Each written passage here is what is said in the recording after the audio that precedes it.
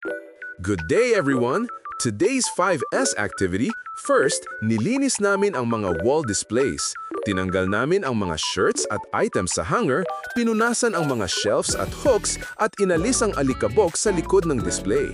Pagkatapos, ibinalik namin ang mga ito sa tamang hanger number at ayon sa kulay para mas maayos at pantay tingnan. Ginawa namin ito para mapanatilihing attractive at presentable ang display para sa customers. Sunod, naglinis kami sa graphic area, tinanggal ang mga kalat at pinunasan ang mga surfaces para mas maaliwalas. Next, nilinis namin ang embroidery machine para siguradong safe at smooth gamitin.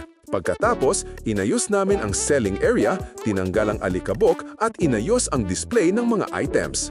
Kasunod, inayos ang bomber jacket rack ayon sa kulay at size para mas neat at organized. Tapos, nilinis namin ang mga kalat sa likod para mas maluwag at maayos ang workspace. Nilinis din namin ang heat press machine at DTF machine, inalis ang alikabok at residue para mapanatilihing maayos at efficient ang paggamit.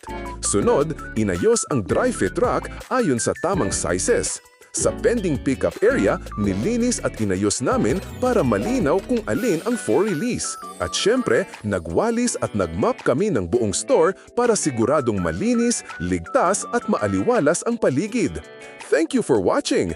Tuloy-tuloy lang natin panatilihin ang malinis at maayos na workplace araw-araw.